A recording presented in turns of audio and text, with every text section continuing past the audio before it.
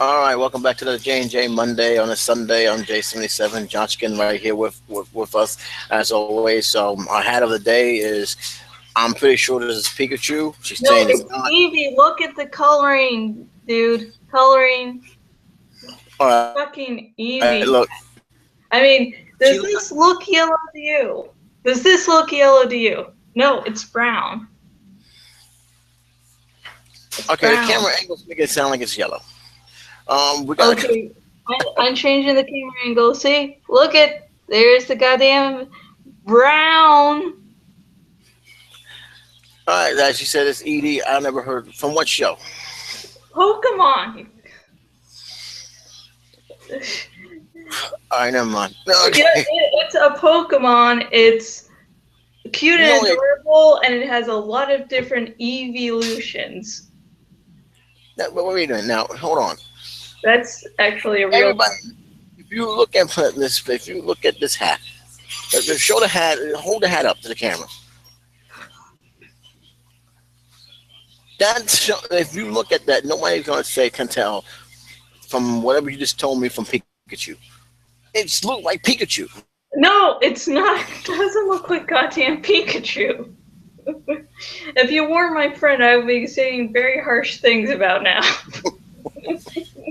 All right. Well, People in the comments below, you fucking know it's an Eevee. Comment below.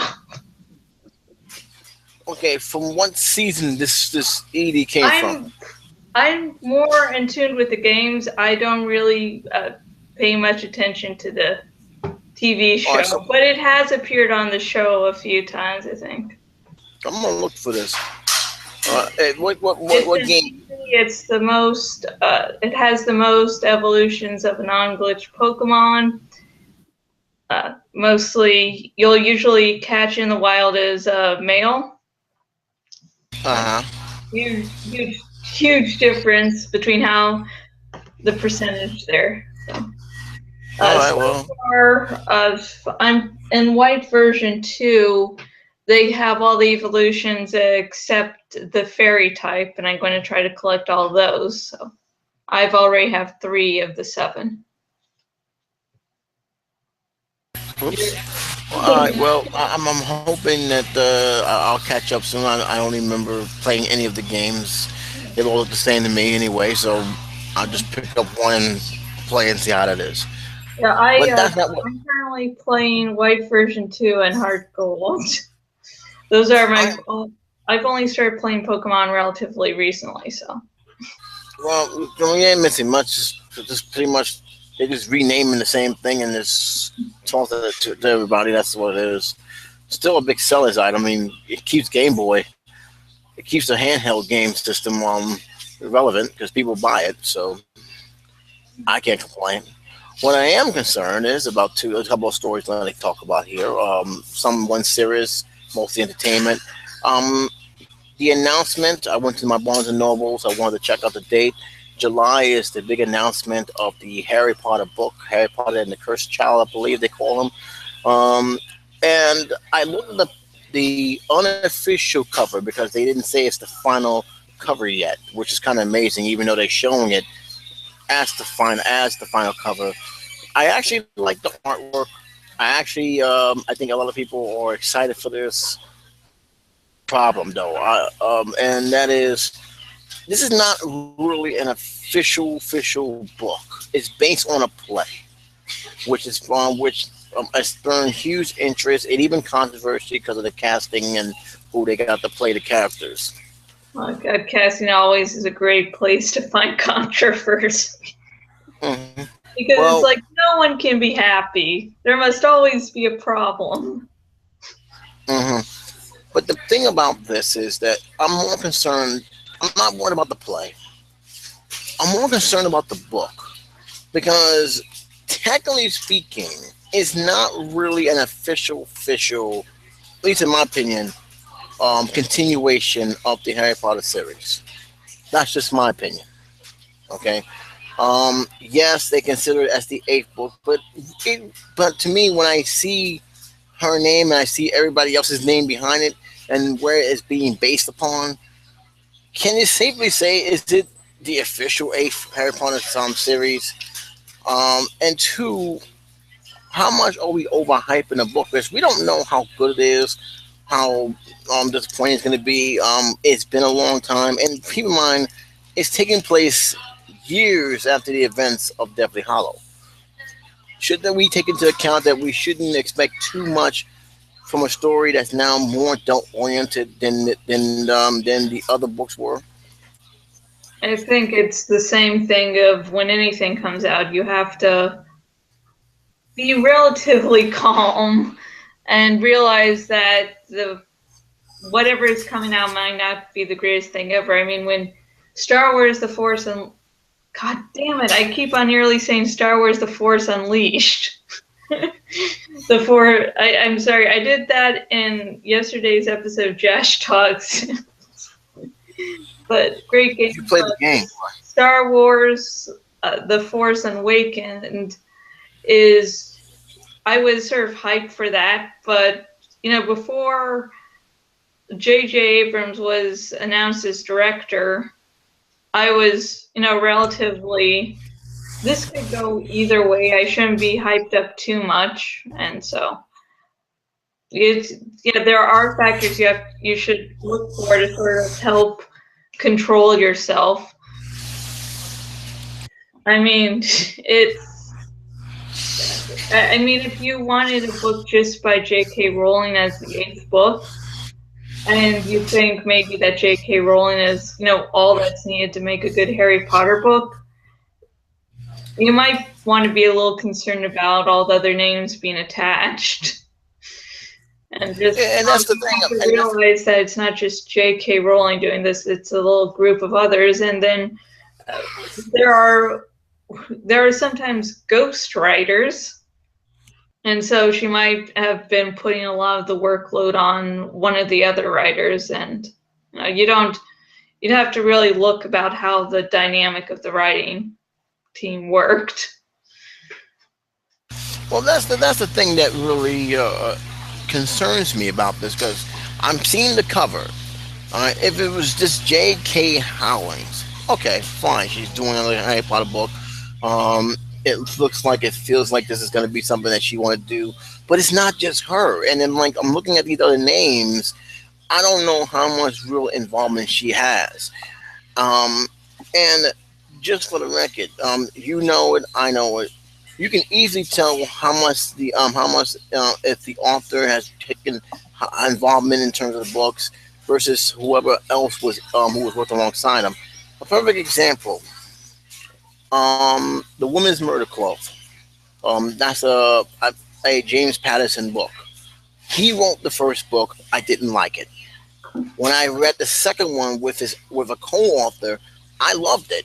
But I also realized that not everything that is put on ink is James Patterson. His other writers have actually played a big tribute, and you can easily tell what he had involved with versus what the other writers have involved with.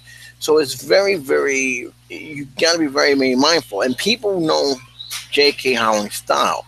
They know how she's written these books. They know how what the pace to expect.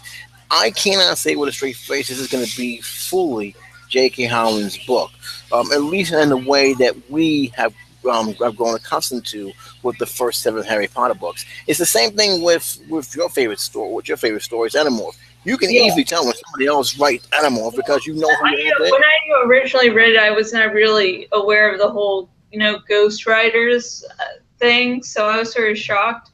But then you can look it up and see which books were ghost written, and I sort of understand why Apple Grant being a combination of Kay Applegate and her now husband Michael Grant, who were the big heads behind Animorphs, because each book was to come out one a month. And I actually heard that she was actually a little terror to work with for ghostwriters, because she definitely had ideas she wanted. And yeah, I remember, I can't remember. I remember the books by their covers, And this was the one where Axe was turning it into a cow, a steer. And it's like the Ghost Rider had originally tried to go off in a more vegan direction. And, you know, that had to be dialed back. So, yeah, I haven't got to any of the Ghost Rider books in my reread, but, you know, I don't know, I can look it up if need be. Now the question I think everybody must ask is, how did you felt? Because here's the thing, I don't mind Ghost Rider. I don't mind collaborations of other authors working on the book as long as they get credit. People recognize that it wasn't just the author. How do you feel about, like, say if say Animorph was to come back, and there's another writer without really having much involvement with the original writers? How would you feel? How would you respond to that? And would you be disappointed if the story goes in a completely different direction than you're used to?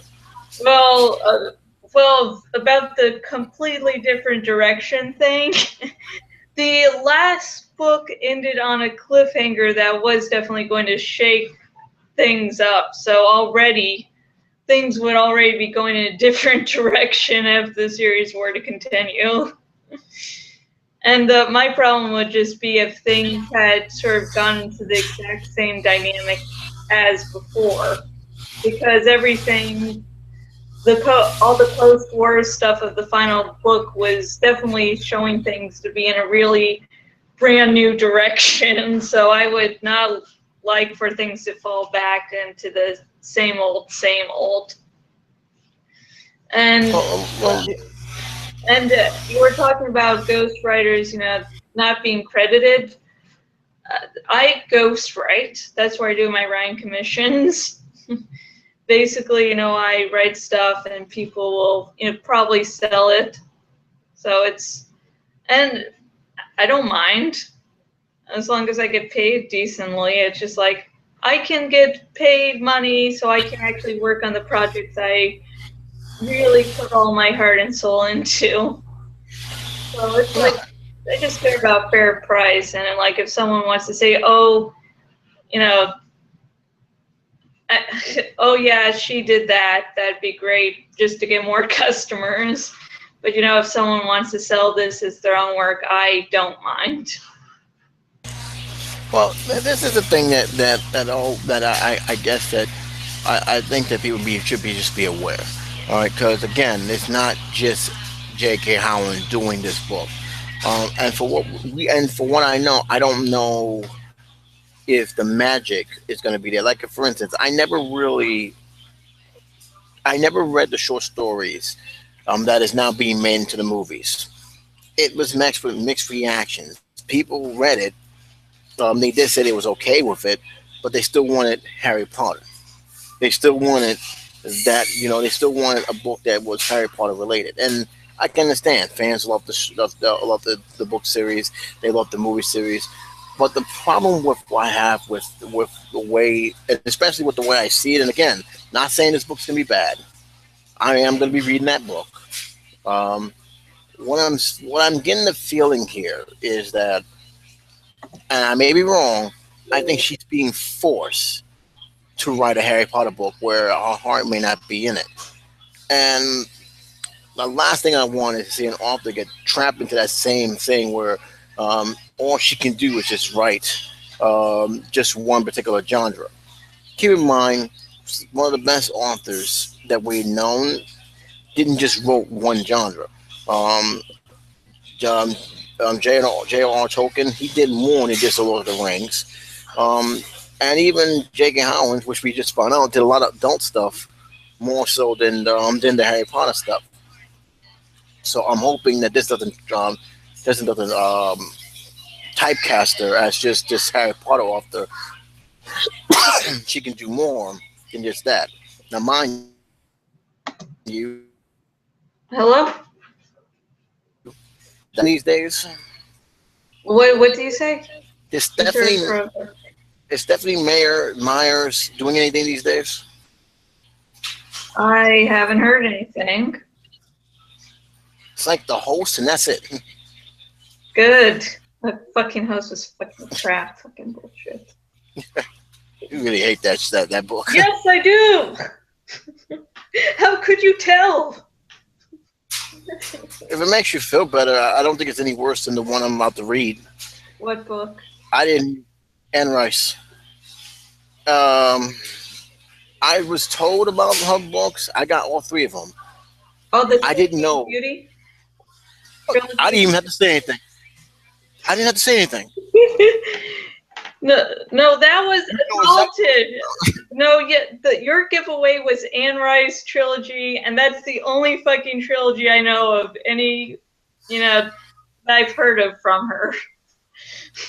I'm reading this, and I'm like scared to read this because I'm like read the first 5 pages. And I'm like, so let me get this straight. People mad at 50 Shades of Grey, and nobody's complaining about this. Oh, okay, no, you were talking about Stephenie Meyer and the host, and trying to go on to the Sleeping Beauty trilogy. The thing is, that was utter fucking crap. But then segue on to 50 Shades of Grey, which was Twilight fan fiction, and 50 Shades is just so boring as an erotica, so it's poorly written. So yeah, because when people said, "Oh my God, 50 Shades is so it's so erotic," and people were going, "Oh, just check out Anne Rice's Sleeping Beauty trilogy because that's like 10 times better."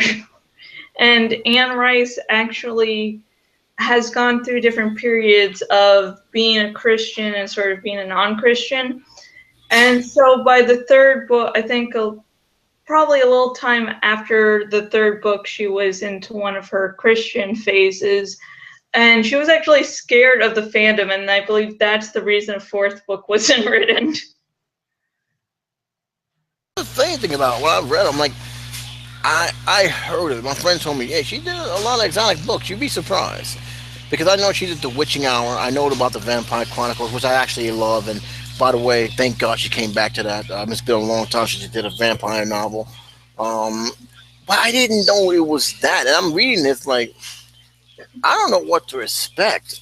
It's weird. How old is Beauty in this one? And why it seems like it's some guy's fantasy, not a woman's fantasy. It's just... Well, I think in the original Sleeping Beauty stories, yeah, it wasn't just a simple kiss that woke her up. No, it wasn't. Yeah.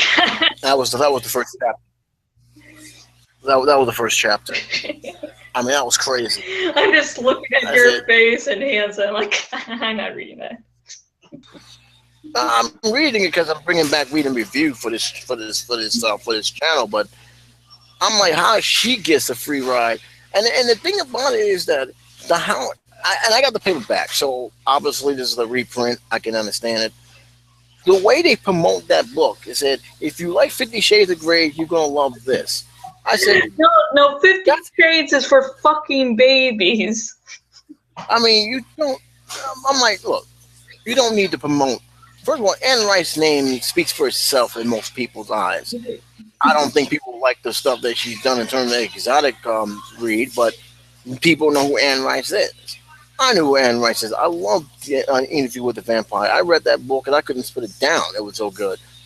Some of the stuff she put in it, I do question, and I'm more concerned about the little vampire than anything else. But it was a good read. It was still surprisingly well written. So I'm just like, wow, she went from this to this. But then again, here's the thing, though. Anne Rice is, unless I stumbled upon these books, and by the way, somebody threw these books out. All 3 books was someone's porch. And it says, and I just took them. I said, all right, well, I'm not gonna have these things go throw away because I get really agitated when I see books being tossed in the garbage, where it could be recycled or reused, and that's how it is. But in any case, I'm like, okay, no matter What? Excuse me for a minute. No, it's not me. No matter what the books are, no matter what she's done, she's always been remembered for one particular genre. do anybody really talks about the exotic books she does? Well, every now and again, yeah. You saw how quickly I knew what the fuck you were talking about. Yes, unfortunately. You just said like a few simple phrases like, "Oh, you mean that?" Question answered.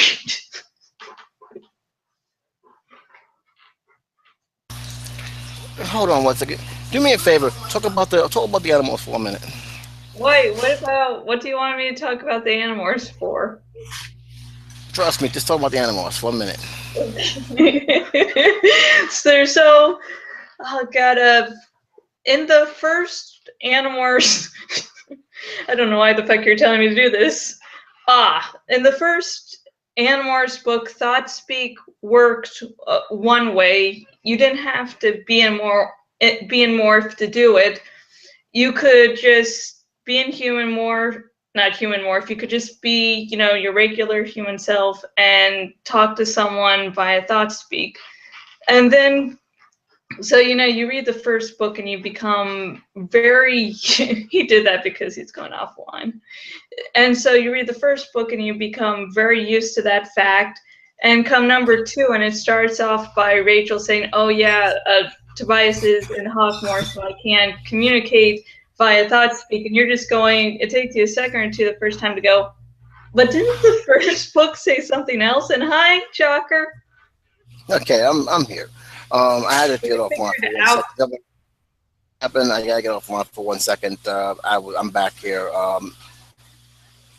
Here's the thing. You're author from Animorphs. Before we move on to, did she did anything? Did they did anything she did other things. She did other things. She did. God damn it. Let me make. I'm gonna look up the title to make sure I don't fuck this one up. Okay, Applegate. Okay. Rose. Fuck.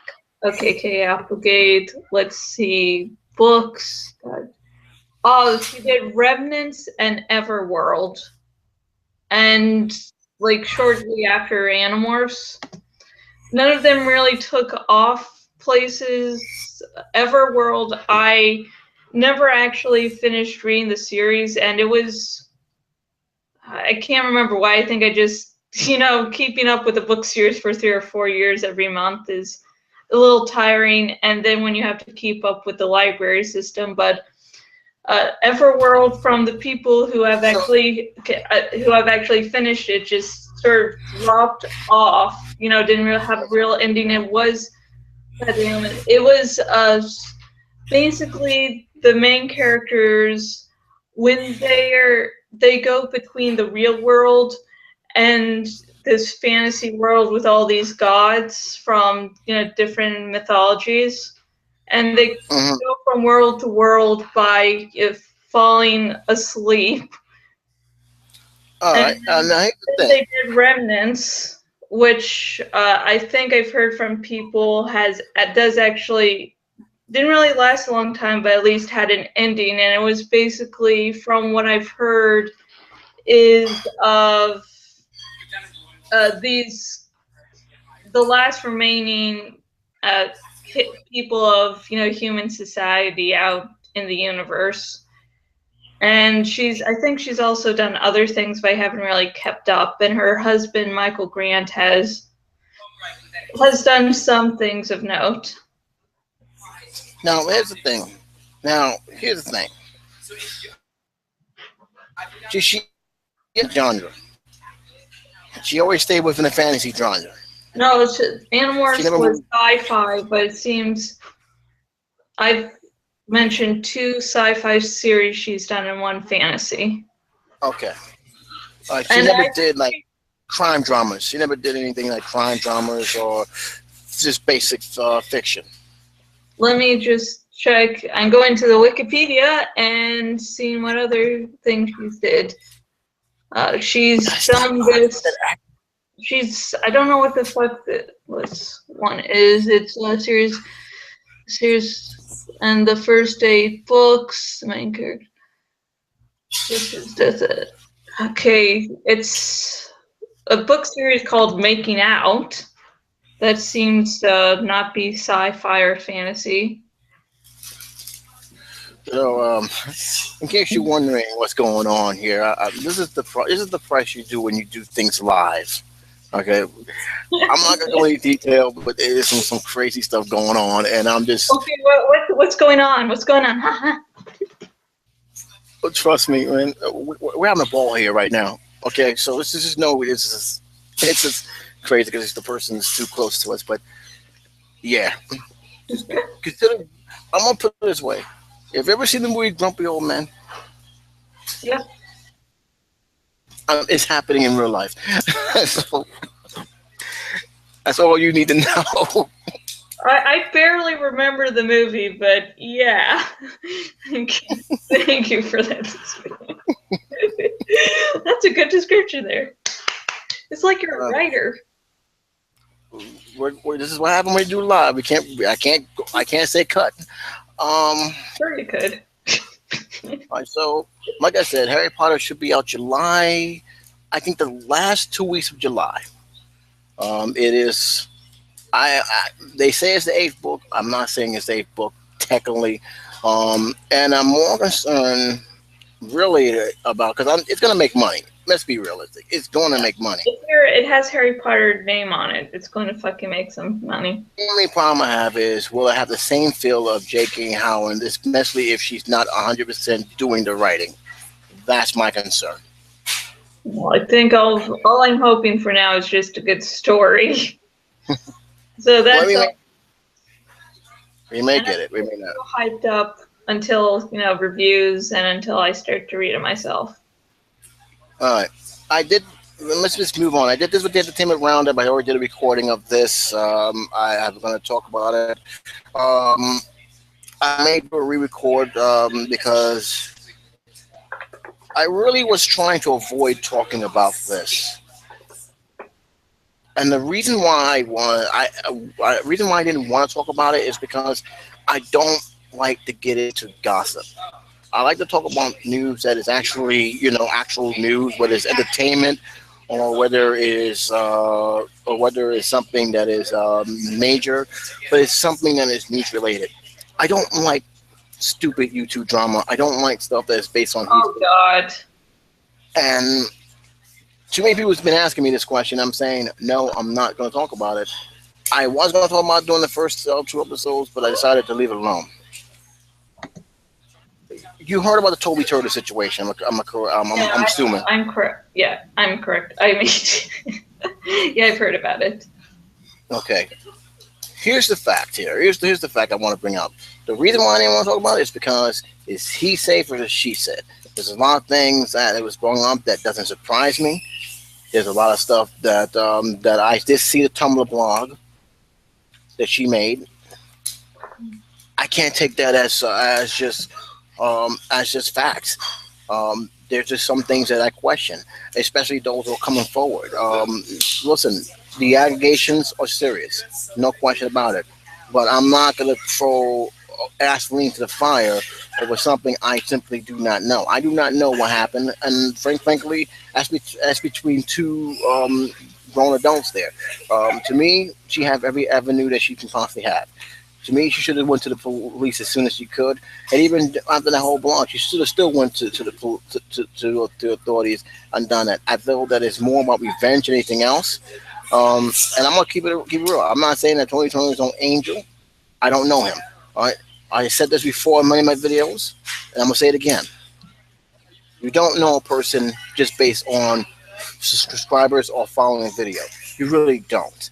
Okay, and you got to be mindful of that. All right, what you see, especially on this show, is an illusion. All right, what happens behind closed doors, what happens behind the scenes, it's a totally different thing. All right. So in my own personal feeling, is Toby a nice guy? I don't know. I don't know him. I only know him from the videos I used to see. And since those videos not shown anymore, I don't see him anymore. Not saying that I think it's a bad channel. I just don't watch his videos. So hearing his name in this situation is, one, I got to question everyone involved. And two, keep in mind, and this is something that happened not too long ago, when somebody made a serious allegation and people mobbed this person. and that turned out not to be true. I'm not gonna go into details, but the point being is that sometimes when people do these allegations, it's so they can get a reaction, and they try to use the fans as a little personal army to attack someone. All right. If there's a serious situation going on, and I'm not saying that we're in a safe environment, YouTube, Twitter, Facebook, it's always a danger out there.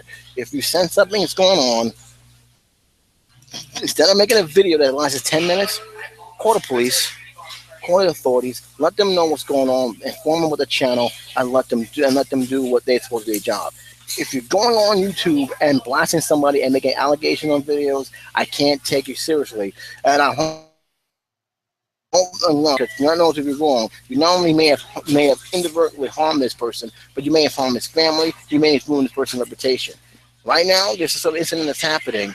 This happened before, and it even happened in the morning entertainment world. Where Arsenio Hall is suing Sinead O'Connor for accusing him of being a drug dealer because of Prince's death. And that's not even a true case. All right, we had a situation where a guy was being accused of being a predator, and he wasn't even the one they was talking about. The guy's still in jail. They didn't stop people from trolling that guy, did it? They didn't stop people from doing that. So this is why I stay away from that kind of stuff, because again, he says, she says, all it is. All right. So that's why I didn't want to talk about the Toby Turner thing. The bottom line is, if there's a real concern, and yeah, people should be aware of it. If you sense something's wrong, don't just make a video about it. Inform the police. Let them know. When you make a video about it and attacking someone just on your word alone, I question what you're doing. And yeah, I'm gonna call you out on it. I just think you're trying to slander the person, ruin his good name, and basically do whatever you can to have your followers attack that person. Don't do that. Just call the police. And as far as the Toby Turner situation concerned, I'm going to move on from this and let you say what you got to say. Is that, look, between those two, I'm going to take it like this. It's more of a breakup going bad, in my opinion. Because his ex-girlfriend had punched in this, and she said some stuff that I actually believe her more than they does because of the stuff she's bringing out. And all I have to do is look at all the other people who came out in that video and made their own videos, and the one thing they never really asked is, how did he assaulted you? They never said anything else. All you're doing is piggybacking. So keep it in mind. That kind of he say she said, I stay away from, and for good reason. And if you notice, nothing really happened. He's still doing videos. What was accomplished? Nothing. Josh, what do you got to say about this? Because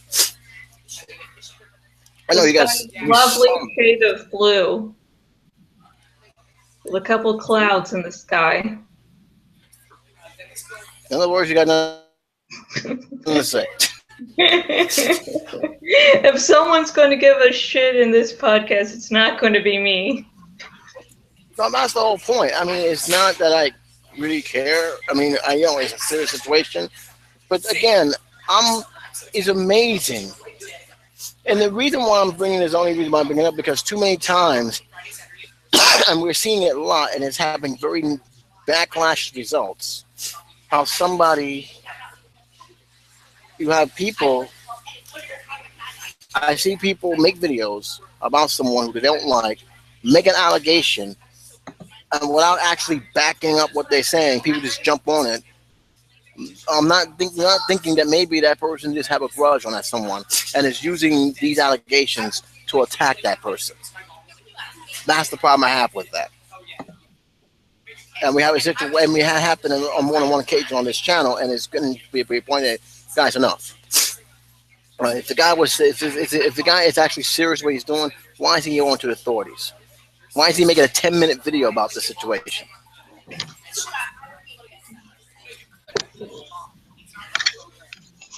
Camera. No, I'm wiping something off of the screen. Okay. Why don't you use a napkin? This is a napkin. I make it wet, so then it's easier to come off. I'm already dying. I'm not gonna. All right, so we're talking. I wanted to get that off my chest here. I have the list is growing. Chins are gone. What? Full steam ahead. The TV show that got canceled. One show that I'm not saying I'm shocked that stayed on, but I'm kind of wondering why they didn't just do it in the first place and just put it there because it was better suited for that. Supergirl survived the bubble. She will be back next season. Not on CBS though, but on CW. Yeah, my sort of question was why the fuck didn't she begin there in the first place? Because that show just seemed to be better suited for the CW, anyways. For one, it's a DC character, and it's like all the DC shit is all the way over in the CW. Anyways, Well, here's the thing. And for the record, guys, CW is actually partly owned by CBS, so they're not really doing anything but just moving it to their secondary channel. CW is CBS. I think what CBS was trying to do is, hey, look, they got every channel's got comic books now. It's a big trend. Let's have this property, and just basically say, we got a comic book show, but they didn't really know what to do with it. It wasn't really promoted well. Everybody saw this as a CW show, and once you saw the Flash in that crossover, yeah, it's pretty much obvious it should be in CW. But some shows didn't make it. Agent Carter, which I'm really at 2 seasons. I really was. I don't know how it survived 2 seasons. It didn't look like it was going to survive a half a season, but it survived 2 seasons. Excuse me, and now it's got canceled. You watched the show? What you feeling on it? What are my feelings on Agent Carter being canceled? You don't sound too disappointed. I am disappointed. It's just that I've had a few days. Around the time it was announced, I knew. So I saw headlines on my Facebook feed. I read probably at least one article. I am disappointed, and I have no soul anymore. I can't cry. But hold on a second. Hold on, Josh. Hold on 1 second. I gotta ask this question. Excuse me, ma'am. What exactly are you playing? ER what? ERS. Egyptian Asset. It's a really good card game. I'm so okay. I never heard this game before. I'm seeing you slamming the cards down. What exactly? Okay, Josh, you gotta look at this. All right, you gotta show me this because I'm actually want to. If I ever visit this person from Florida, I need to know how to play this game. Know how this game gets started. Okay,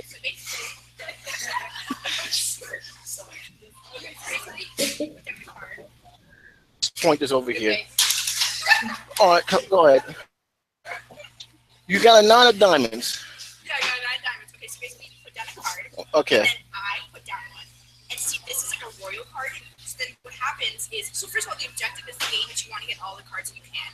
And the person with the most cards at the end wins. So let me just get this clear. Right? Yes. You got the 9 of diamonds. This is the starting card. Yes. Okay. That is the main card. Yeah. I'm assuming that's right, right? Yes. All right, so nothing can beat that card. It's beating this right okay. Now. All right. So now Matthew has to put down. Well, Matthew looks like he's on his phone, but it's gonna be all night. So why did you give him 3 cards? So basically, my royal card is a queen. So how many? It's their distance from 10. From 10. So Jack is 1 space away from 10, and Queen is 2 spaces away. Okay. Johnson, if you've seen this, and you understand what I'm going through today. Okay. All right. And he didn't have any royal card. He didn't have a jack, a queen, a king, or an ace. So okay. I win this. So let me get it straight, because he couldn't beat it with the 5 of hearts. You can't beat it unless you put down another. Who would beat this card? A jack, a queen, a king, or a... Well, it wouldn't necessarily beat it, but it would counter it. So. All right, so basically, because this is the royal card, the only thing that can beat this is the royal card. Yeah. Another royal card. Okay, it so. It doesn't really matter the spade or the hearts or the clubs or the diamonds or And Okay. then if someone is unable to put down a royal card, they get it. Okay, so all right, so I'm trying to get the whole thing memorized here. All right, so the 4 of the 9 diamonds, that is the high card for that time being. But when the royal card comes in, the only thing, none of these numbers matter. Yeah. All right, so it has to be a royal card. Yes. All right, so the 5 of, so because he didn't fill out a royal card, which is 2 cards instead of 1, Yeah, exactly. because it's the highest one. Yeah. All right, you getting this, Josh? I don't get card games at all. Okay, now you, Oh, okay. So then this, what would happen here is that's a double. You got 2 aces. You get 2 cards, then you slap it because that's called a double, and the objective is that you want to get all the cards. So. all right. So hold on a second. Let me just make sure. All right, Josh. First of all, these are nice cards, by the way. Just letting you see how these cards are. All right, you see how this is? This is we call this a deuce. All right, so you got 2 aces here, and she's saying that she won all this based on 2 aces, even though that royal card is right there. Yes, because let's say, okay, so my queen calls to put down 2 eights. I mean, 2 cards. So then if he puts down 1 card and then another card and it's a double, he can slap it because it's a double and then he will get it. But if he didn't slap it and I slapped it first, I would get it. Okay, so that's basically what it is. So basically, these cards was able to upset this card. Right, exactly. He slapped in the face and he gets it. Exactly. Okay, so how would you count it with that one? He would just take it, and then you just keep. And then you would just keep refreshing the pile. The value of cards don't actually so if you put down a 3 and then that is it. If you put down a 3 and a 10, nothing happens. Nothing happens here. It's not like 10 is bigger than 3. All right. It's not like normal. Right. It's just these are regular cards. And here, show for example, keep playing. So then we're playing, and then a queen comes, and that's card. All right, so I'm just gonna show you this, Josh, because this is my computer. I don't have a camera, general. So you see that big pile over there? I can only see her holding the card, 2 handed cards. All right, she's holding the cards. Okay, she just won all those cards. Okay, I thought my declare war was more complicated. This is actually interesting. All right, so because of this, and I'm just hearing this conversation over here too. All right, so you won this. Yeah. All right, and you won this. Right. Okay, and so what happens? It stays here. You take it, or he? Take it, and then we start again. So whoever takes it starts again. So then I put it back at the bottom of the pile. So basically, what is happening is you're draining his cards out. Right, exactly. Yeah, that's exactly what's happening. That's the object of it. Yeah. So it's basically declare war, but only just different. Yeah, exactly. Okay. So is there any major card that cannot be beaten? No. Theoretically, if I put down a jack, which is the best card, it's the best card because it calls for 1 card to be put down. So you only have 1 chance. So you only have 1 chance to beat it. Okay, 1 chance to beat. So if I put down a jack, he could put down another jack and slap it. Or a queen or a king or an ace. Okay. So and basically the way this game works is that he has to have no more cards or no cards that can actually match your cards. Okay. And this will continue onward until. She completely. Okay, because I'm just curious. I'm seeing you hitting, and I'm like, and I'm like, I'm wondering what are you doing? And I'm like, okay, I gotta show what's going on because I know it ain't I declare war because I played that, and You were young ones. this is new to me. Okay, I played thousands of cards. Gosh, I'm thinking they play I declare war, but I'm like looking. I'm like, there's nothing about I declare war that says here, but yet it's at the same feel. Only difference is it's a different rule which that goes on. All right, is there any other version of this? Is this just the only one you? You see, we learned something here, and I don't know. You might have learned something. This card, that card. I don't get card games. well, you should. It's actually fun and entertaining. I'm actually also enjoying my next door neighbor over here too. So let's Your next neighbor. What? And thank you very much. That's very appreciated. It's great. So yeah, I just had to show you that. It was just that like fascinating about this that I almost forgot what we were talking about.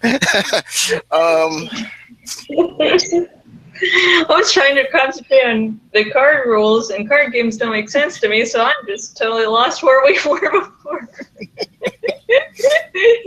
Hi, viewers. We're talking about Agent Carter. She got canceled. You're not happy about it. I thought you was not. I thought you didn't really care. I'm surprised it had lasted 2 seasons. I like the show, and then season 2 went in on a cliffhanger of something happening. We had never really gotten a good resolution to one of the mysteries for the start of the season, and so that plot sort of thickened by the final few moments of the final episode. So I'm like, oh, I hope it gets renewed. No, it ain't gonna happen unless another network picks it up. Yeah, of course, people are clamoring for Netflix to pick it up as they do like every show that's canceled. Netflix should do it. Netflix ain't touching that. Let's forget The Punisher. The Punisher is coming out. They're not messing with the. You need to get Netflix streaming, god damn it, because Jessica Jones, Daredevil, and I heard that John Bernthal, or however the fuck his name is pronounced, Shane from The Walking Dead, now getting his own. Did a great job as the Punisher, now getting his own standalone series. I'm like, damn. Maybe they do this Punisher right for a change. Yeah, what has been said from Daredevil season 2, they did a really good job with the character. And it was funny, the guy who plays the Punisher now, like he was going to the comic book store just to get some Punisher comics to sort of get into the character.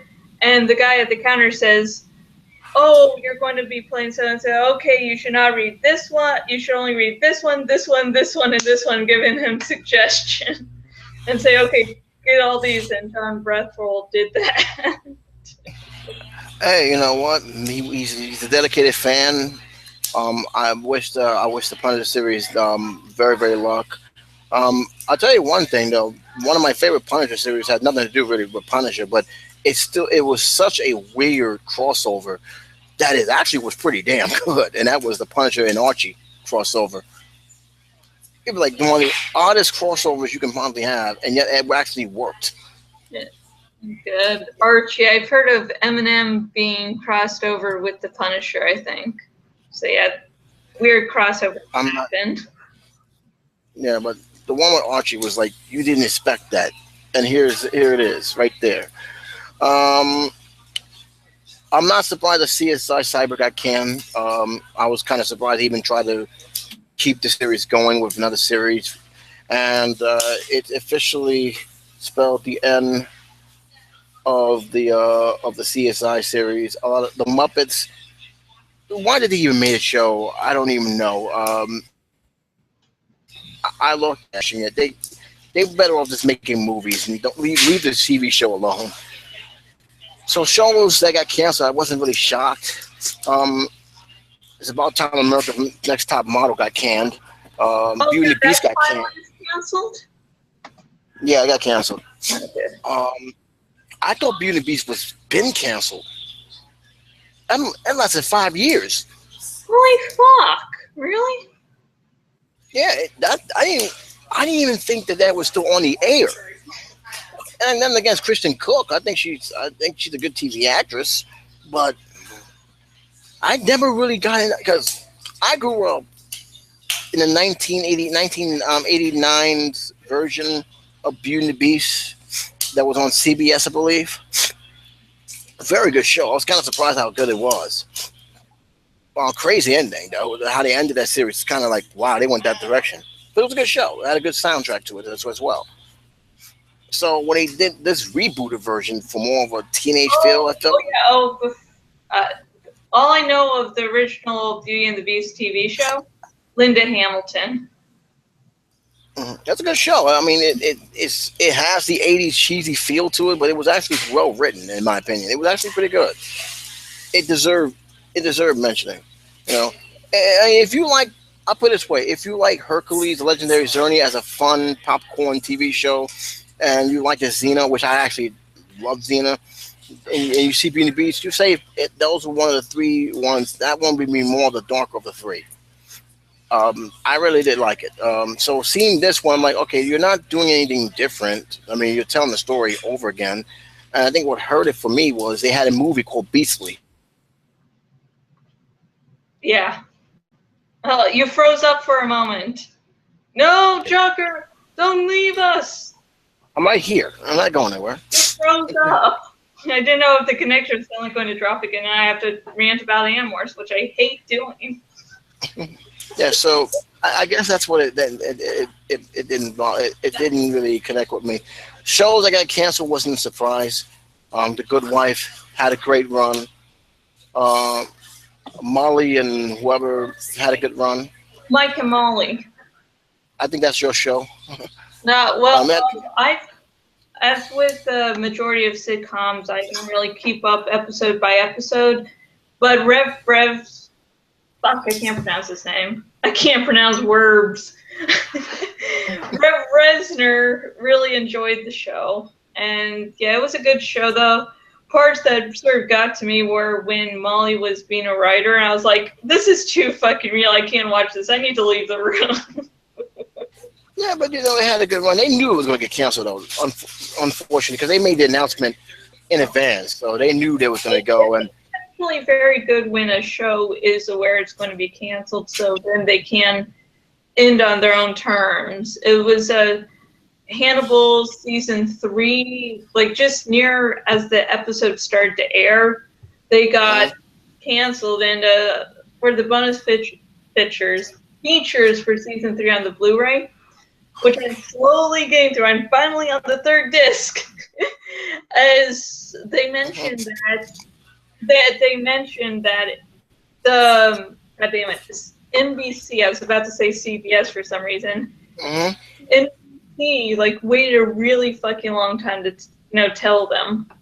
But at least the 3rd season actually works as a series finale, even though there could have been so much more. Well, with Hannibal, I'm kind of shocked that that Hannibal wasn't really put on. I think that would be perfect for cable. I think AMC or even HBO should have picked it up. It was fucking awesome. I mean, the production value, how everyone was very into it and going above and beyond. It was one of the perfect shows on TV. If, of course, you can stand the cannibalism and violence. Yeah, I think if you can see those things, it's the perfect fucking TV show to watch. But you put a key word here. That show wasn't TV sitcom show. No, it was. That show was HBO Showtime style show. Yeah, even Revs watched some of the episodes, and he still has to fucking watch the first 2 seasons because I have both of the first 2 seasons lent to him on Blu-ray. So I'm going to do some more nagging after this podcast ends. But yeah, he watched a few episodes and it's like, oh my god. Yeah, it's like, what did I just watch? It should have been picked up on AMC, but I think Brian Fuller is now moving on to some Neil Gaiman adaptation TV show. So. All right. So here's my thing. I know you're not. I don't even think you care. I don't even think you watch any of the episodes. The only time I heard anything relatable about this show is when Miss Piggy dumped Kermit or Kermit dumped Piggy. They made a big thing about that for some odd reason. Because they're the best, most abusive couple. Well, are you? What would be in a dating Miss Piggy? I mean, she's great and all, but she's very, yeah. Now, my point is, why did they even bother putting? Because from what I heard, they had problems from the very beginning. That's not a good sign for a show that's trying to get off the ground. What's your feeling on that? I take it you're lost. What? I take it he's slamming the hand right on the table. No, I don't care. They don't care. I never kept up with it. I wish it got a better run, I guess, for the fans of the show. But personally, I never watched an episode. So. I don't know how funny. I mean, really. This is not over yet, guys. Of course, they've still got a lot of shows on the bubble. The shows, even The Simpsons, even though you don't hear about it, they're on the bubble. Their contract, I believe, should be up this year. There are people crying, saying, "Why are we keeping this show on the air?" Unheard of, but many people still feel, including WatchMojo.com, that mentioned this, that it's out. State is welcome. Should that be one of the shows that should finally say, Yes. enough is enough? What? Damn, we waste no time. Because it just seems to go on so long. It's like I don't keep up with the show. I never really cared about it, but still, it's like, when's it going to end? Well, they don't grow. That's the whole thing. So they can just go on for years and it'll be like the same thing. But it is sound like that a lot of people are saying, it's time. I don't think Fox is going to cancel it. I think Fox is going to reduce the episodes. Like, you're not going to see the standard 23 episodes, probably 15. But it does feel like a lot of people are saying, come on now. I mean, how long can this show go? Don't tempt it. SVU, will answer. Law and Order SVU still look like they're going strong. I don't think they're going to be canceled anytime soon. Kind of wish they was. I'm getting a little tired of Law and Order these days. No more CSI, of course. The show that I am very upset, Josh, I'll tell you right now. I am mad that that person of interest is gone. I was actually I watched a few episodes of it, and people that know me have told me, "Hey, Josh, you might like this series." And then here it is in camp. I'm like, wow. Look, I do need to fucking see it. I mean, I'm gonna have to. I'm horrible with playing catch up, which is the reason I haven't seen it. But I know Jim Caviezel is Jesus, the Passion of the Christ. Now, ever since I really made that connection in my mind, I like. Sorry. You said something, it blanked out. What happened? Oh, Jim Caviezel is Jesus. He played Jesus in The Passion of the Christ, and he's, I guess, the main character and person of interest. That was him? I didn't even notice. I know. Isn't your mind fucking... I honestly didn't notice. Because I seen that movie, and I'm not going to go into a yeah, we don't want that shit right now. I'm going to... We'll be here for a whole 2 hours. And then we'd lose, like, all the followers. All right. Just give me a minute, Josh. I'm waiting for someone to... But, yeah, anyhow. Person interest... it's a show that I actually got involved in the first season. I actually enjoyed it. It was something a little different from most of the cops and shows I've seen over the years. I actually enjoyed it. I'm kind of surprised that they will actually cancel it, considering it wasn't a bomb. It was a success. People talked about it. My only conclusion is that I guess the other shows people was more interested, like Empire, which is about to end their run, and they'll be back for another season. But here's the thing that really bothers me. I mean, good shows. There's a lot of good shows that I'm kind of sad seeing going. And yet, there are other shows, like the one I didn't want to see, and those who have been on every YouTube channel bashing.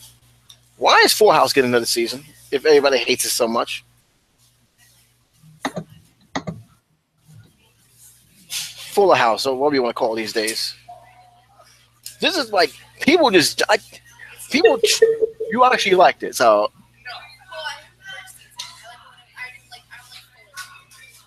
Okay, so the new one, yes. Okay, see, Josh, I got two who watch Netflix here, and they saying that this. They're normal. You just met them. You don't know. Can I get their opinion? Is it something outside the box? What was it about Fuller House that you didn't like too much?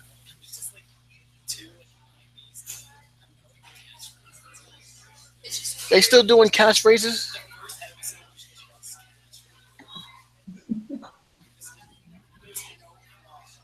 Okay, hold on a second. What? What are you doing? Pass on my mic so you can hear the opinion of the person who saw the show fully.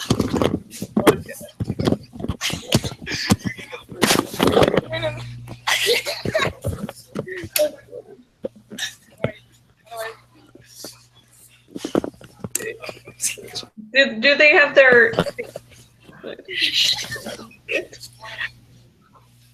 You're not on the camera, so you don't have to worry about it. Okay. Just your voice is all over the interwebs now. When you thought did it deserve to have another season, or just be careful?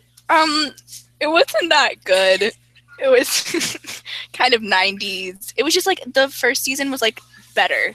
I don't know. The original season was better. So I don't know why they tried to like make another one. It was just awkward. See, that's Yeah. All right. And then I have the same opinion as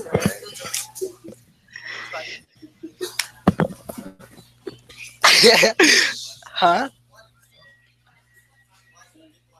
Okay. I didn't really like it because it was like I thought it was like kind of repetitive and there was like no plot and they weren't good at acting. So yeah. See, 30 seconds. They saw they know what the show is.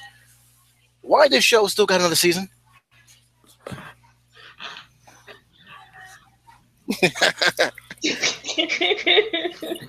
Why the fuck you asking me? Because you normally watch stuff like this. This is the same person who watched Sharknado 3. I don't. Sharknado movies are fucking awesome.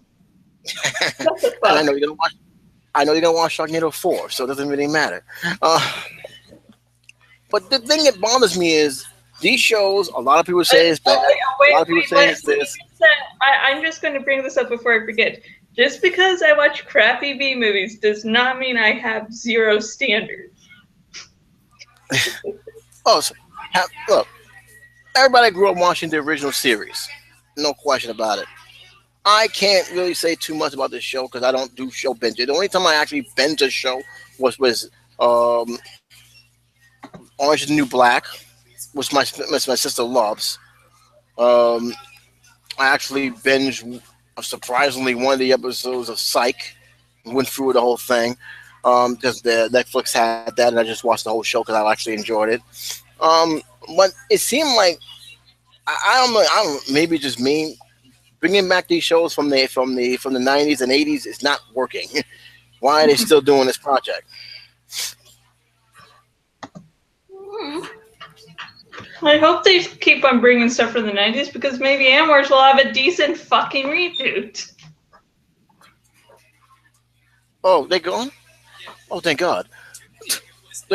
Gosh, now before I go in, I'm going to say this because remember when I went off the air for a second? There was a reason. There was a couple that was standing right here. I am kid you not. I was literally watching. I had the radio on loud. I was like, oh, here we go. I can tell there was going to be a problem. It was more with the old lady than the I got witnesses right here. They were slamming, screaming, cursing each other out. I thought I was watching a domestic dispute going right in front of me. I am not kidding. I'm sitting. Everybody was sitting there just staring, and I'm like, okay, maybe if I don't say nothing, it was.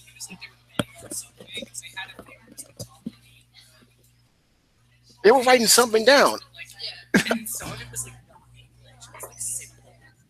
Oh man, Josh, I'm thinking that these couple. I mean, I was hoping you would see them because they was right there. It was, and keep in mind, Josh, it was so bad, Josh. Whatever these couple was, they're gone now. I had to really pause for a minute because they were just out of control. They were out of control. The group that's sitting right next to me was over here, right? And they sat down over here, and immediately they just looked at the couple right there. I'm like, yeah, this is gonna be one of those. Two people, John. 2 people sat on this chair and left, and they had headphones. That's how crazy that things had gotten. They had headphones, and it wasn't enough. So that's why I said, you know what? Hang on for a minute. I'll clock in. So I'm just staring and said, how long is this going to continue? I was like, how long are they going to continue this? Because they literally was arguing over something I don't even know what they was arguing about. Other than it probably was a baseball game, because that was the only thing. This is live, gentlemen. Live. If you couldn't tell.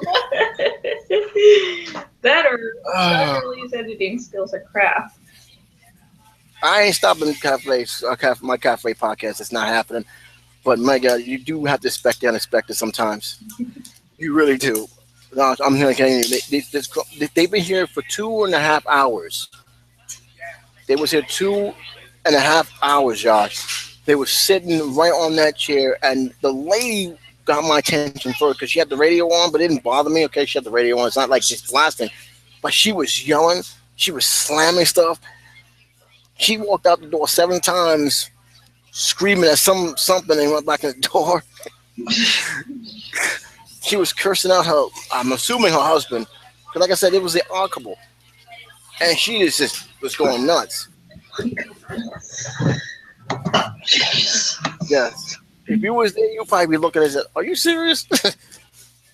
People just laughed. And it's like, you know what? Other people just walked out. They was able to brave it. They stood here for a whole hour. So, yeah, but that's why it was gotten such a distraction. I had to get offline for a second. I wasn't offline, but I had to just figure out what's going on and figure out how to move table or something. Luckily, I didn't. Cafe. I can write a whole story, guys, on cafe experiences. You'd be surprised. All right. Before we go to our next subject, I might as well get to the box office numbers. You guys know what it is. I got the top 5 here. And I'm going to tell you right now, Josh, I'm going to probably do a screen capture. Just give me a minute. I'm stunned of something here because this is actually... Let me see if I can pull it up there. Bingo. Present this to everyone. Yes, I will. You see where Zootopia is right now? Oh, hang on. Let me get to that screen. Zootopia, 6th place. You know how many months this show been on the air or been on theaters now? Not really. How many? It's been a while. It's been there for 2 months. See, I'm taking a picture now. I'm taking a selfie. Selfie. Jeez. This movie has been in theaters for almost a month and a half. No, actually, it's been long for almost 3 months. Oh, sheesh. And it's I know it's not in the top 5, but it's 6th place. It's nice meeting you too, and enjoy yourself. Be safe. And thanks again. Zootopia has been on theaters, and it made another $2.8 million. Now, normally I don't go to 6th place until I go down the line. Accomplishment. I give them credit. $331 million. I would think this movie would be down like in 10th or 5th or 15th place by now. No, it's actually right there. It's still hanging in there in the top 10. So that movie must got a lot of people going back to seeing it because this film is still right there, and that says a lot. But of course, we got to ask ourselves what the other top 5 is, and let's get right straight to it. I am not surprised about this one, even though I thought it was going to be down a little bit more. Mother's Day generated $3.2 million. They have averaged out to $990 this week. Their total gross is $28 million of a $25 million budget, so it is an absolute hit. Congratulations towards them, even though don't know why they want to keep making films like this. This is a movie that a lot of people money. Yeah, unfortunately. Yeah. But it's cheap to make too. There's the answer to your question. Unfortunately, but it's funny though. They do have an all-star cast. It's not like they don't have a secondary cast, and the fact that it only cost them $28 million to make, it's kind of surprising. I didn't know it was cost that. I didn't know it was that little. I really didn't. Here's a film that people seem to be hating a lot these days. I may do a review just for the fun of it. I want to see it. I want to see that in Captain America: Civil War. If I could see both of those in one day, back after back, I fucking would. Just Kevin Bacon, a horror movie. I like bacon. I need bacon. The darkness. I mean the food, not the actor. They are premiering in 4th place. They got $4.1 million. They have $5.1 million. They have not shown the budget on this. I'm assuming this was cheap to make. Oh, what I do like about this is that the 4th place and 5th place this week are. If you're wondering, whenever I have to edit something and I make a mistake in one of my videos, that's the sound I make. If you're wondering, like little behind the scenes tidbits there. But this week, the 4th and 5th place movies are both movies made to be released on certain days. The Darkness was made to be released for Friday the 13th. All the trailers mentioned Friday the 13th. Especially as the day approached. And they're gimmick movies. That's the whole thing. They're not really meant. They know how to market this on purpose. And let's be honest, it ain't that much going on right now, except for the big three. And what are the big three? Money Monster, which was not heavily advertised, but still did very well. It made $15 million. I'm gonna have to probably see a review or two of it. Because when I saw it, I'm like, this seems like fucking crap. Well, I can't really say. I mean, I saw movie posters of it. I didn't see a trailer of it. I've seen trailers. I watch YouTubes, and some of the trailers come on before a video, and sometimes go browsing down Facebook. I'm very in tuned with usually a bunch of the entertainment world, even those parts I don't care about. And I run a blog. My talents put to good use. Give me the money. Well, Money Monster made $15 million.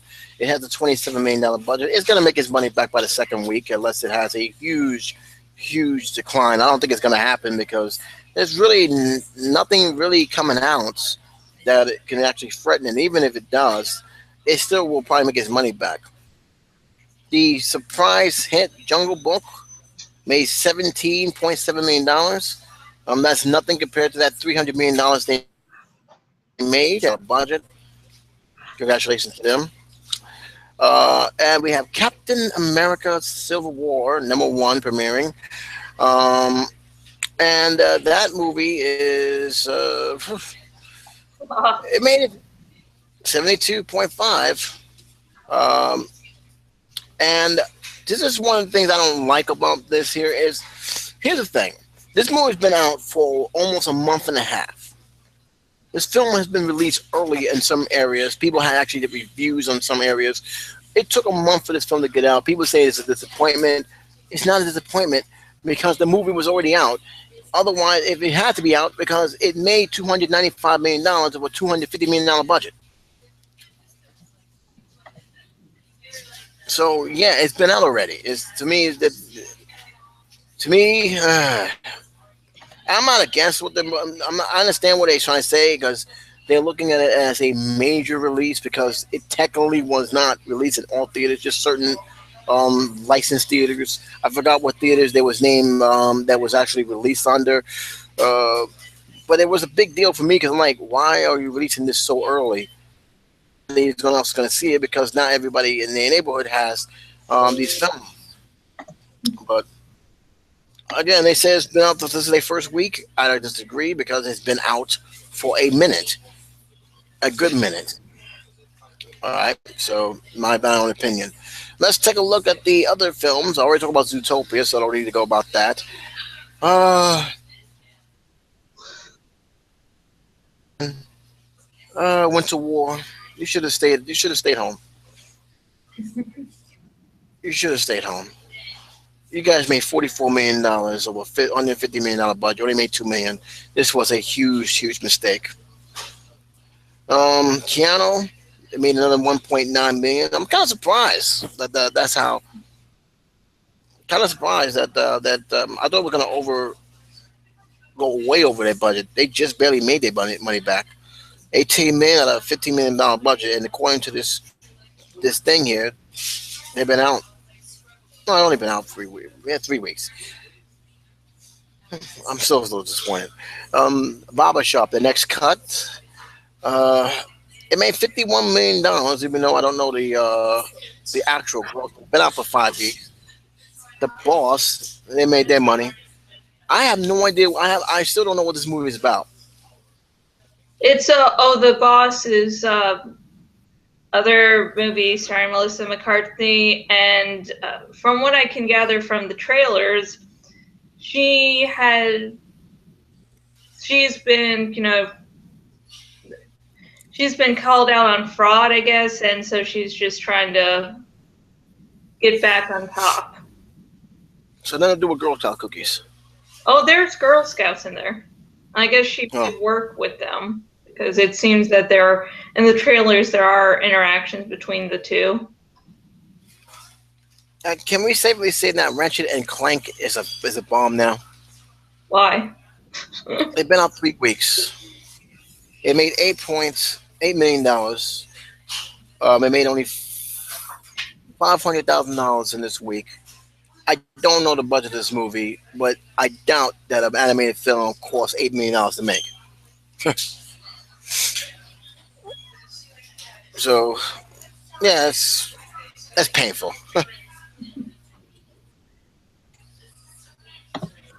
It could be worse. It could be Dark Horse. Dark Horse only made $25,000. And some film I never heard before, Ill Street, 1976, only made $1,000. I don't know what the fuck that is. Me either. I'm only taking it as like a limited release. I heard of Search Party. I've never heard of that. I heard of Peel. Saturday Warrior. They got names of Meet the Blacks. That sounds racist. Okay, well, I'm looking at Meet the Blacks, IMDb. Okay, let's look that up here. As Carl Black gets the opportunity to move his family out of Chicago in hope of a better life, their arrival in Beverly Hills is timed with the city's annual purge, where all crime is legal for 12 hours. So what, that's the purge now? It's a purge parody. That's why I haven't heard about it. I think I sort of heard briefly about it, but I never really heard about it. And there's also a other Purge movie coming out.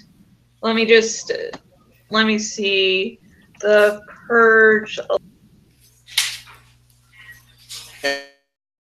And you I do like this series, and I did like how the second movie changed things up. Okay, yeah. Wait, February. That was updated. That got fucking scared for a second. Let's see, and where are you coming? Release date July 1st, 2016. Mm-hmm. And you keep turning your mic. So. My mic.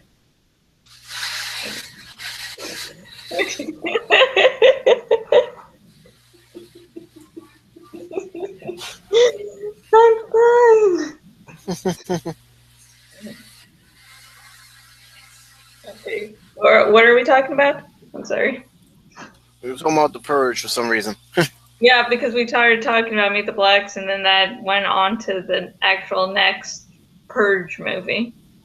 I connected. Well, while we're at it here, I'm gonna see if I can find it. I was gonna get a little bit serious here. I'm gonna You've been following what's going on in North Carolina, am I correct? Oh, fuck. What's your feeling about this? Because I find it the most, out of all the things that could have paid attention to, this is the most ridiculous thing I have ever have seen any lawmakers pass. Well, and they wonder why one of the greatest stories to come out of this was the people who are, against are saying, the trans whatever bathroom bill should be passed. The greatest story that I've heard from it is these people were like, oh yeah, we're going to send, these guys into the women's bathroom to prove how horrible the bill is. And it's like, that doesn't even make any sense. What the fuck? I mean, for one, if you are going to do that, you should target the places that are going to be following it. You can't just go to random stores and like, haha, we did this, but it's not affected by the bill. So, and then just the fact that that's your way of saying this is the horrible thing is. Well, the thing that bothers me about this. Here's the thing that bothers me about this whole thing is that you pass a law that now I feel have no business about it, but then you go out and try and basically attack the feds for overreaching. Like, this is not overreaching as it is. Yeah, this is totally not. It's like, if you don't want a government to be too invasive, it can't just change when you feel like it. You have to, commit to your beliefs. You can't just say, we don't want things to be overreaching, but when I say so, it doesn't count. And that's the thing that bothers me, saying you're against the feds because you believe they're overreaching over something that you overreached to begin with. There was no reason why to pass this law. There's a lot of other important things in having this law passed. That trans have been using, the bathrooms of the genders they identify as. So why the fuck is it only now coming up? To me, it's another thing. Ever since this legalization of gay marriage, they've been going after. They were trying so desperately to try and disinclude themselves from the law, even including making laws. This is getting ridiculous. And I'm like, wow. I thought we was over this, but obviously we're not, because they're trying every last dirty trick in the book to try and disenfranchise, even discriminate. It's ridiculous. To me, I'm not going to question anybody who goes in my restroom, nor should anybody else. Yeah, and the thing is, if you're wondering about assaults happening in the bathroom, you are aware that adult guys are in the guys' restroom, and that can assault other your children and such. So that's just an argument that's like left out. It's like all the things about assault are only talked about in the direction we want to, but assaults can happen anywhere at any time, and they can be in the bathroom they're quote unquote supposed to be in when this stuff happens. Mm-hmm. And women can assault women. To me, it's more about. Listen, I'm not going to sit here and pretend that it has not been an incident that happened. There was a lot of reports that have been talked about this. I've seen news incident that happened 5 years ago. There was an incident where a bunch of teenage girls jumped a transsexual woman for trying to use the women's bathroom. I mean, they beat her almost to a state of a coma.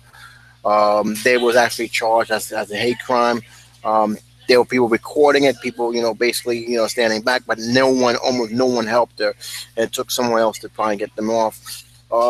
You don't tell me. I don't want to hear about all this identification thing. This is all about hate. It's all about punishing the other person.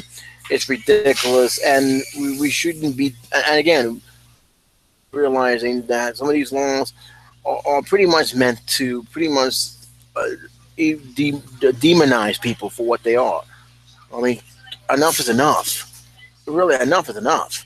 And these politicians, they're defending something that not only should be not even defending for, but it's going to cost them big time in the run. In a state where jobs are scarce, That's the last thing you want to hear because Trumps are leaving that state.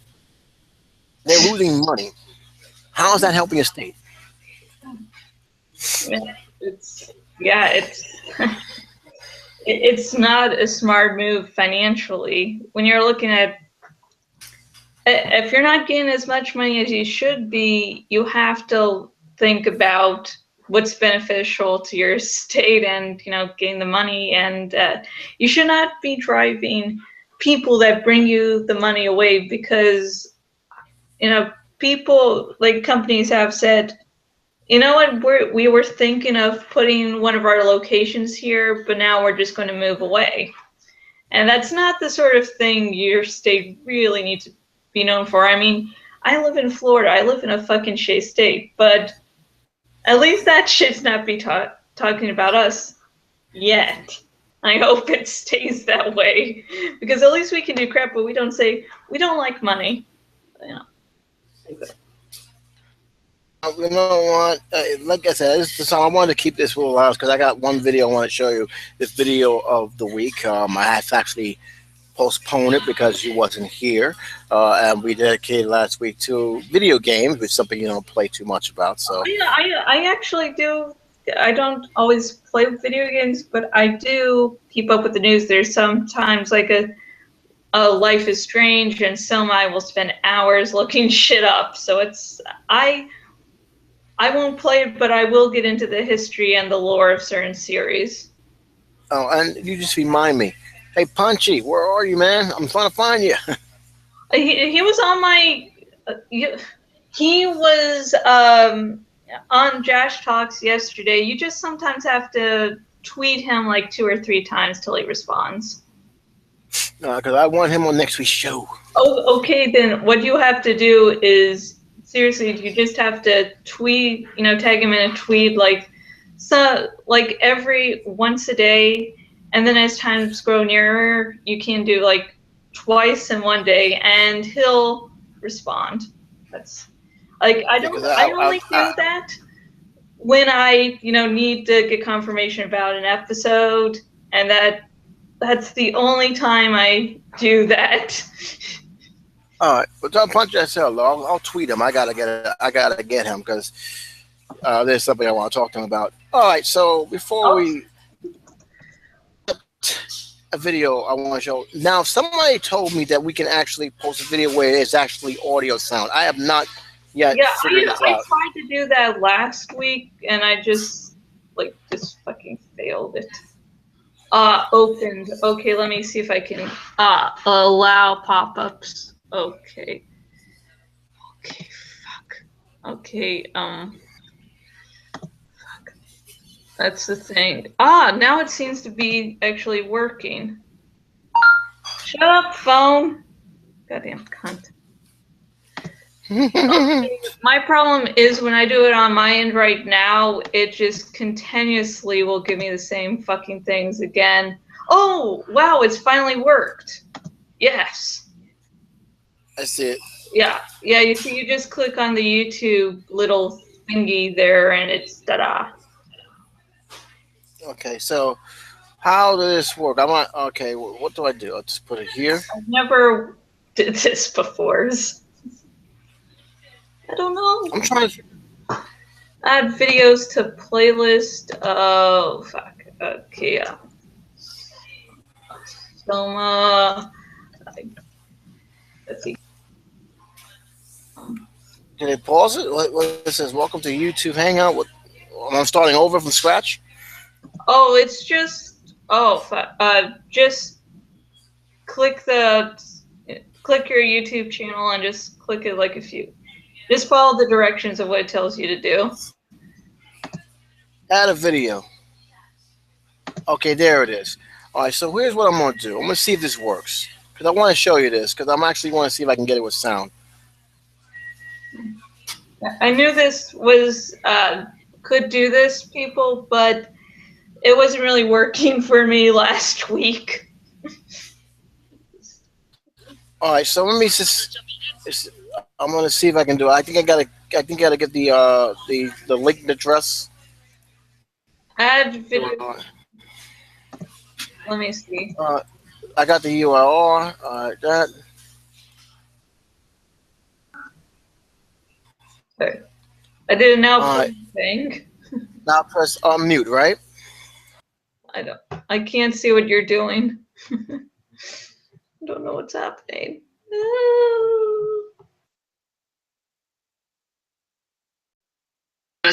Oh, I had let me get that video out there. Okay, put your video in.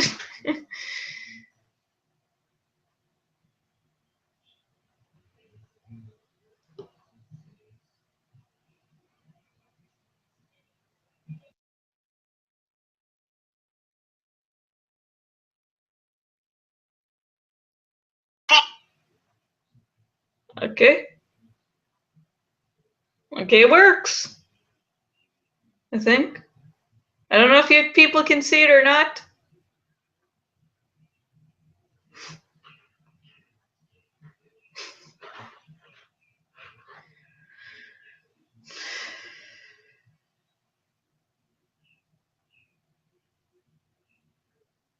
Hello, I can't hear you. I can't hear you. I know, mute is. Okay.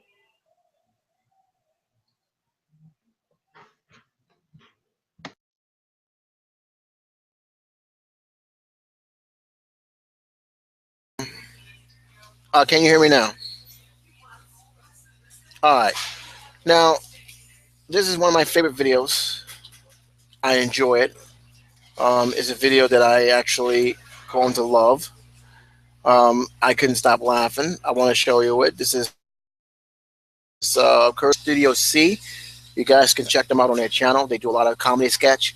This is not the first video of this particular sketch, but it's one of the funniest ones I've seen, and you simply got to see it to believe it. So without further ado, let's just get right straight to it. Rob Sterling on this video.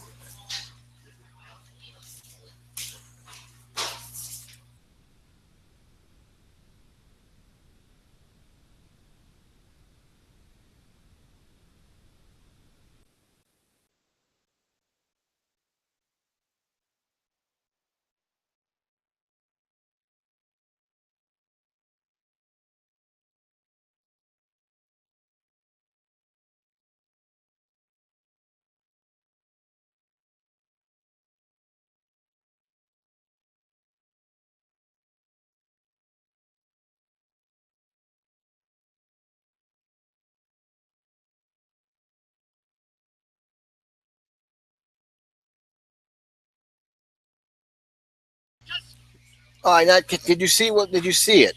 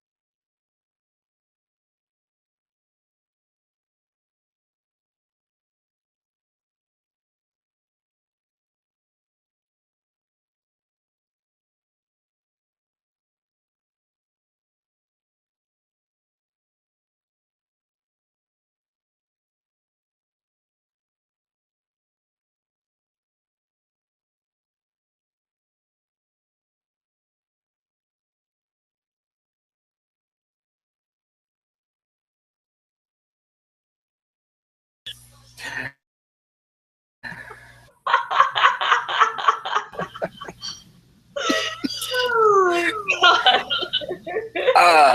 Again, that was courtesy of Studio, I believe Studio P. Let me just double check. God.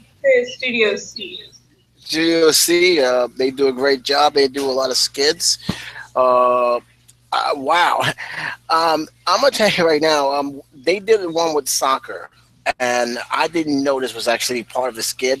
I didn't see they behind the scene yet, but this is actually very very good. I don't know how they pulled this off, but congrats to everyone involved in this.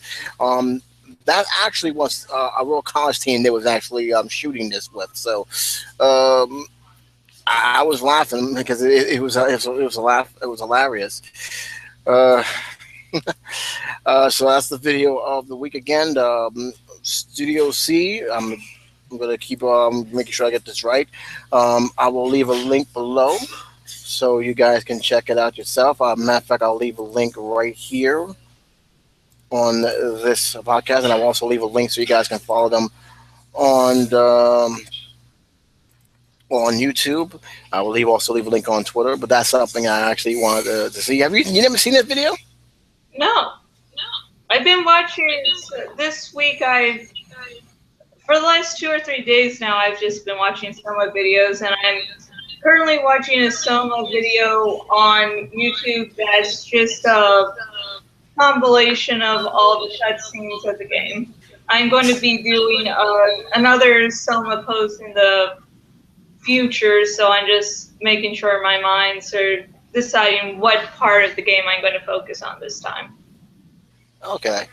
Well, that was one of the things I wanted to share with you. Again, we're going to do this every now and then. Some we can show in entirety, others not so much.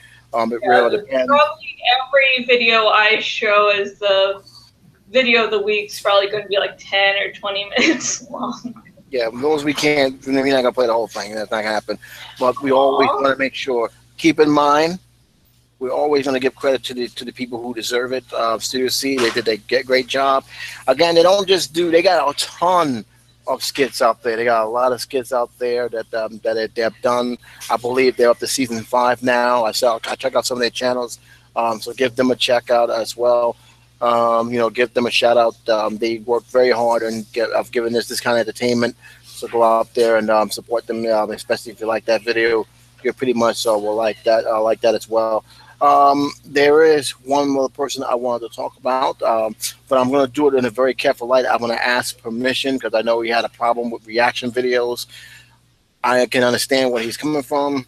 Know this. What I do ask, I'm letting you know we ain't earning any money over it. So, but there is a topic that he did bring up that I want to bring up for next week's show, and you experienced this, so this is going to be kind of fun for you. It's a fun episode. Don't worry. No negativity there. So don't worry. Come on, we're trying to keep it positive here. We have to keep it positive. Mm-hmm. We have to keep it positive. Let's take a look. You know what? I'll hold on for next week because you got things to do. And you're already on it, so I know you have things to do. So let's just get the honorable mentions, the honorable promotions that you have coming up. I know you have another chapter from the Patreon adventure you've been doing. And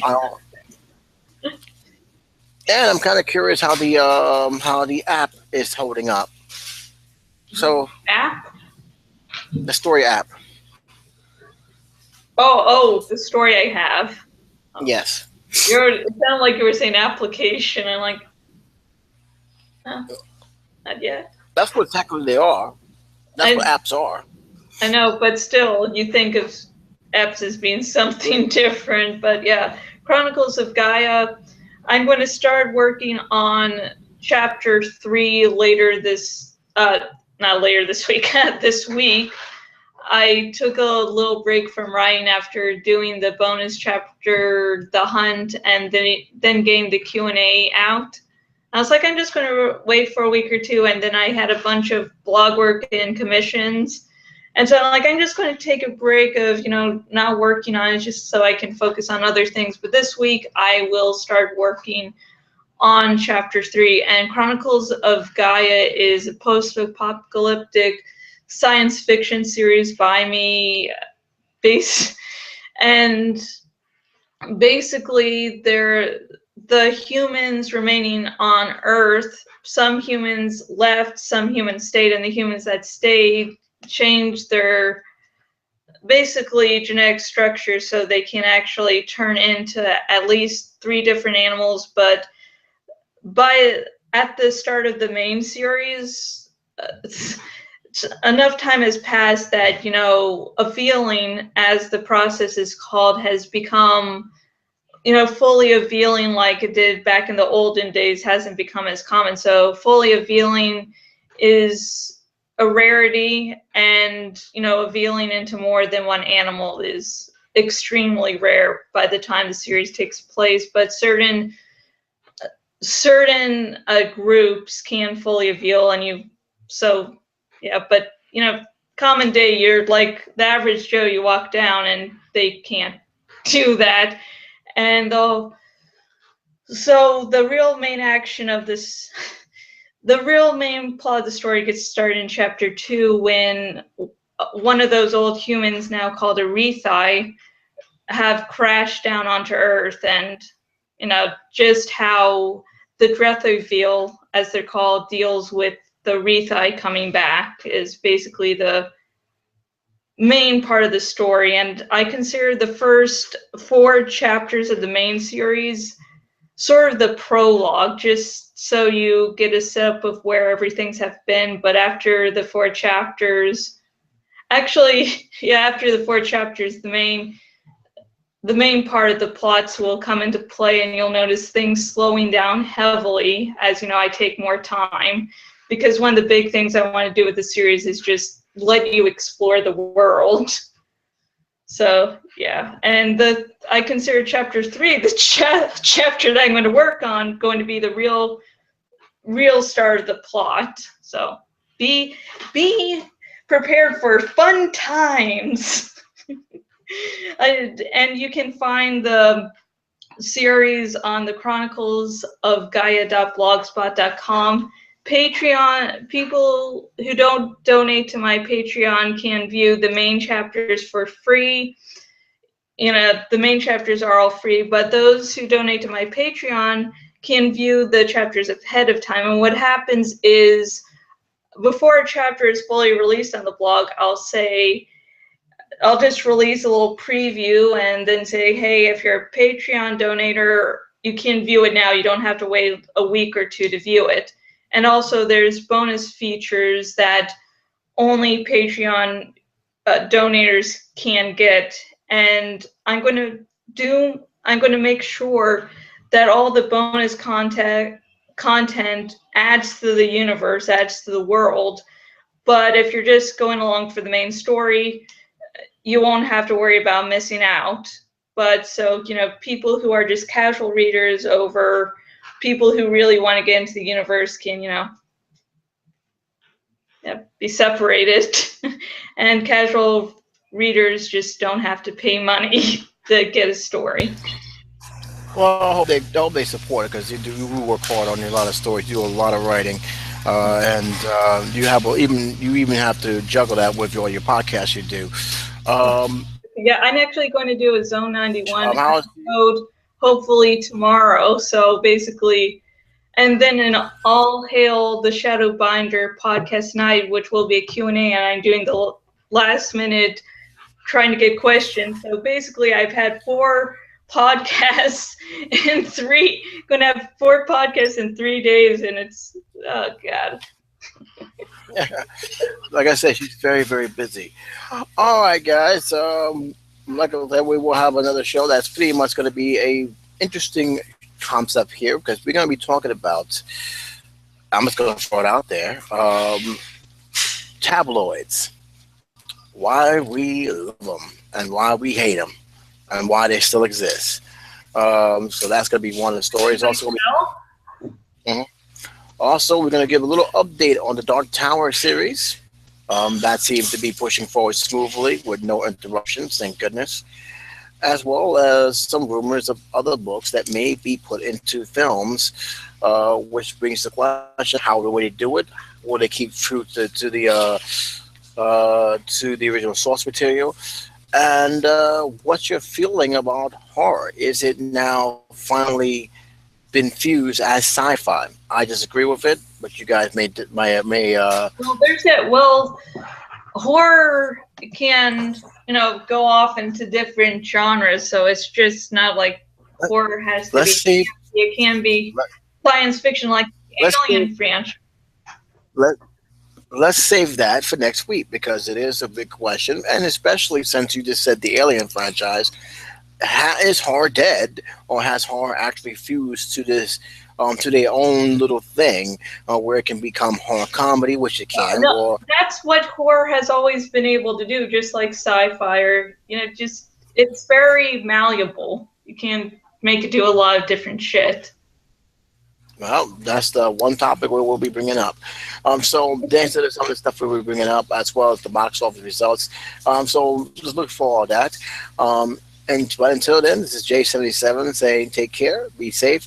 I'll see you on the other side of MaddoxExpression.com via Mirrorstein Publishing. And you guys have a wonderful, wonderful Sunday/Monday weekend. Say goodbye, Josh. Adios, amigos.